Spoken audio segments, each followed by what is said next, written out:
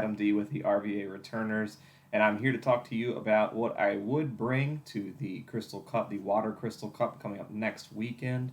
I would love to go, but fate as it is, not in store for me this time. So I'm going to share with you the deck that I would bring.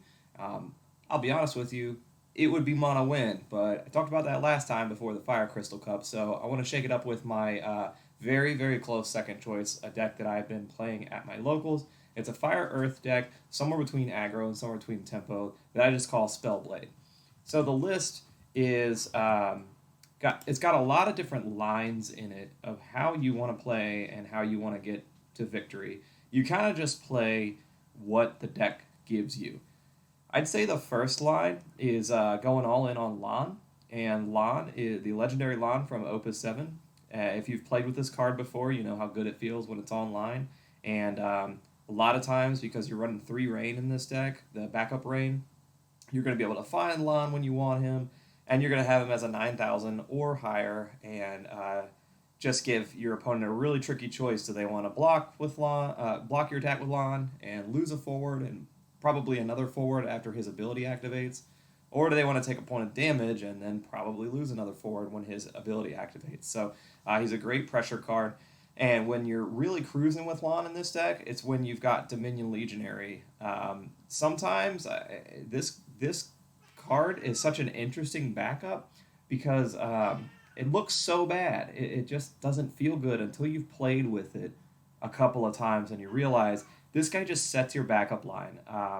The ideal play with Dominion Legionary is you find him in your opening hand, slam him down. He's going to net you functionally a card draw anytime you play him. But if you're playing as your first backup, he's guaranteeing you a second backup that is going to be by net cost around 2 CP, because you're going to then go get the third Dominion Legionary that you're never going to play. You never play that for your third backup. Best case scenario, if Christmas comes early, you've got these two out early, you dull both of them and you play Meath, pitch that last Dominion Legionary from your hand and go get Lan. That's kind of the Lan play. Very straightforward, and you run him out there and you've got 3 fire backups, so you're just about right where you want to be to get his last ability, his ability, which, just for consistency's sake, I'll read to you here. When Lan deals damage to your opponent or to a forward, choose one forward. You may pay 4 and 3 of that is fire. If you do, deal it damage equal to Lan's power. So the cool thing about that ability is that you can chain it just by activating it. You trigger it again. You still have to pay for it, so you can really only do this but so many times. But if you build up resources, Lan can really just take over a game and certainly can wipe a board. He's really interesting as a blocker as well. So that's kind of line 1 in this deck. The second line is built around the Opus 3 Krile, which is a really cool card. It certainly would read as a card that maybe you build around Untitled, because it kind of looks a little too tight of a line to lean into. Krile has 2 special abilities. They're both called Spellblade, hence the name of the deck here. We're only going to be concerned with Fira in this, which is a special plus fire. You deal 6,000 to all the forwards opponent controls. What you want to do with Krile on this list is get that off twice in one turn, which is, funny enough, easier than you would think, because we're packing 6 Krile. We're running the Opus 7 Heroic Krile in here, and she's actually a pretty good card by herself, but she's really there when you get the baby Krile out to play into that Fira. So a couple of ways you can recur Krile in this list. One, we are running 3 of the 4 CP Opus 3 Phoenix. So that's a great feeling if you can cast Phoenix, get a Krile back, and then do a Fira special on the same turn. You're doing 8,000 to all forwards after both of those resolve. Barring a Minwu or a Legendary Aerith forward effect, that's probably wiping or removing a majority of forwards that your opponent's going to play. Another way that you can get more Kriles in your hand is we're running 1 copy of Luminous Puma, a card that maybe when you read it out of your, you pull it out of a pack and you haven't played with it, you're like, okay, I understand why this card might be good, but it seems like a lot of CP investment and it seems really slow. I don't know if that's necessarily wrong, but it is just so good. Luminous Puma and this deck gets you Krile back, gets you a ton of great forwards back, and then it's kind of never a bad card to see. So, but we're just running 1 of, And we're also running Sarah Mobius as a backup. They can get the big Krile back because she's a Warrior of Light. And we're running 2 Apururu, and that's a card that, gosh, that card is way better than I thought it was going to be. It's costs 1 less for each backup you control. When you're playing Dominion Legionary, that means Apururu is almost always going to be like a 2 or 3 CP backup, and then it's drawing you a card functionally, so it's even cheaper than that. So that's another great way of getting Krile back into your hand. You've also got Miner and you've got Mog Mobius. All of these are probably going to get Krile so that you can activate that special over and over again. And it really is just that easy to do. So those are 2 of the kind of main lines in the deck. And the third one is just playing into some Warrior of Light synergy. We're running Aegis, who can play Krile from your hand for free. We're also running Soul, because if you're running Aegis, you're probably running Soul. We're running 2 of the starter Warrior of Light, which just goes really well with Phoenix, and it's just a good card anyways, because this is kind of an aggressive deck, at least the way that I play it. So he slots in pretty well if that's your strategy. And then 3 Luneth. We've got so many Warriors of Light in here.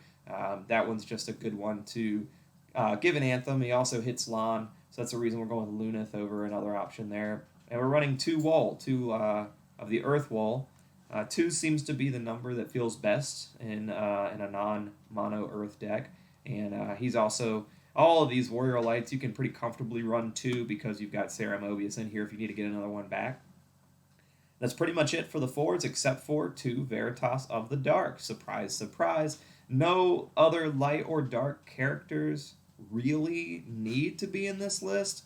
So if you're looking to run a light or dark card and you don't have a reason to run anything else, Veritas of the Dark is probably your default at this point, because he's just such good utility. And listen, the meta is calling, nay, demanding that you respect this card right now. You're going to see your opponents play it, so why not play it yourself?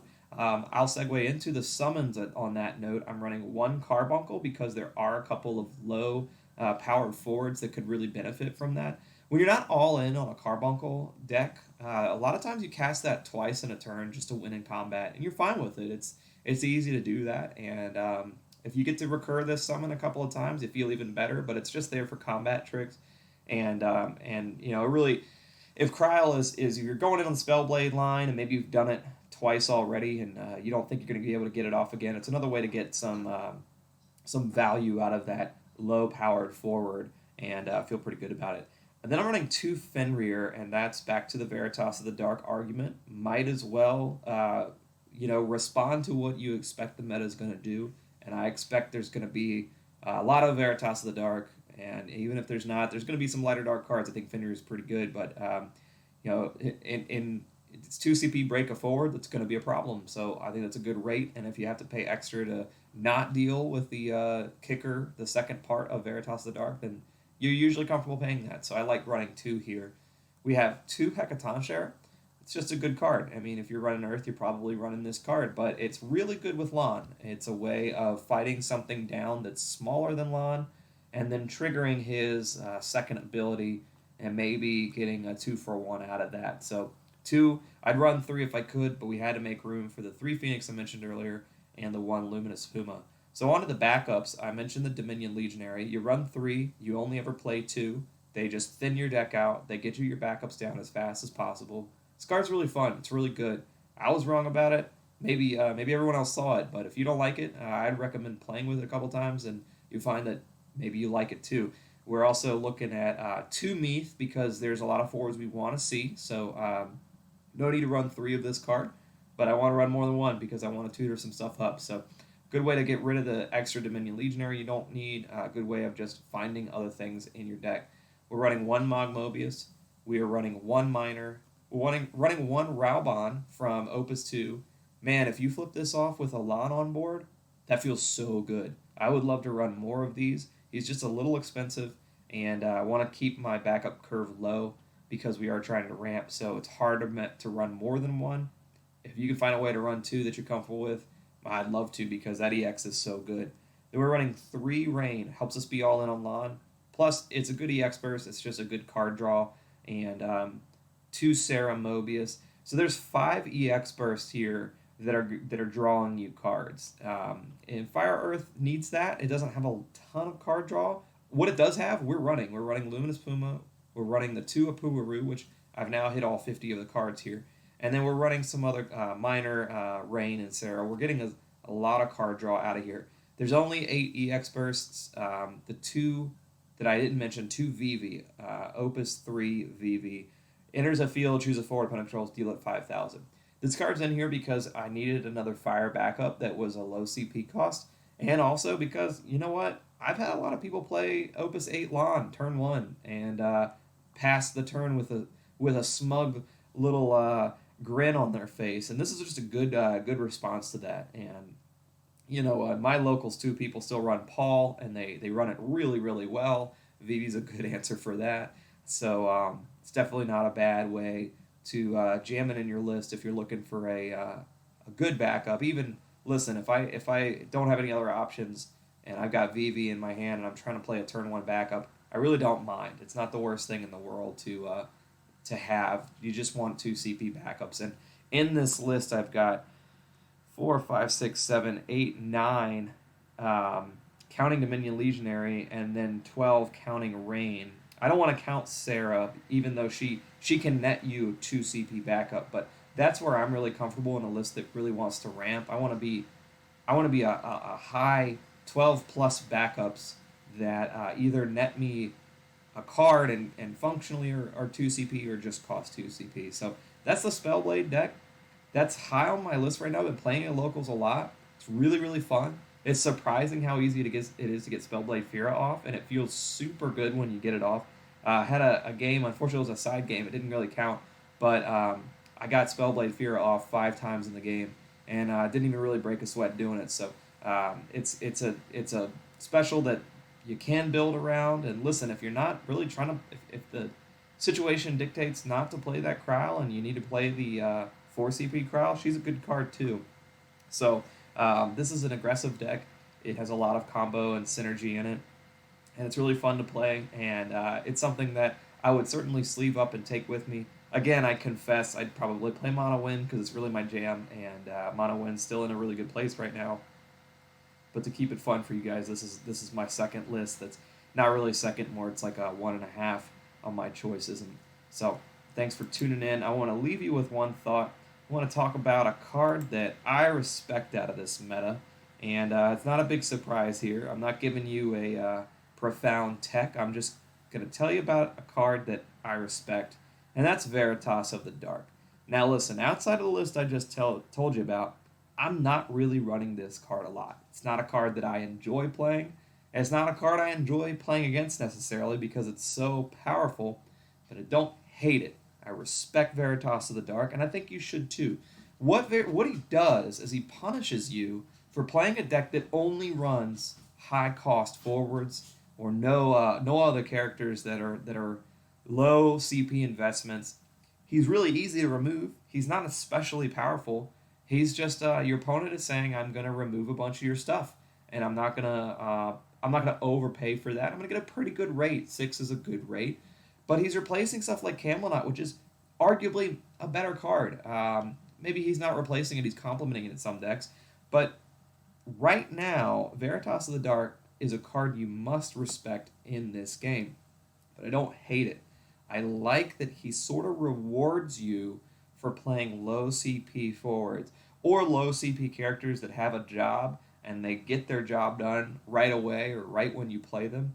And then they're there, and maybe you're trying to get some extra value, or maybe you're not. And if you're running cards like that, then you don't need to be afraid of Veritas of the Dark. So, before people get too upset with the card, saying, oh, we should ban it, or, oh, it's just a cheap card, or it's going to ruin the meta, I don't agree with you. Veritas of the Dark, I might not like you, but I respect you.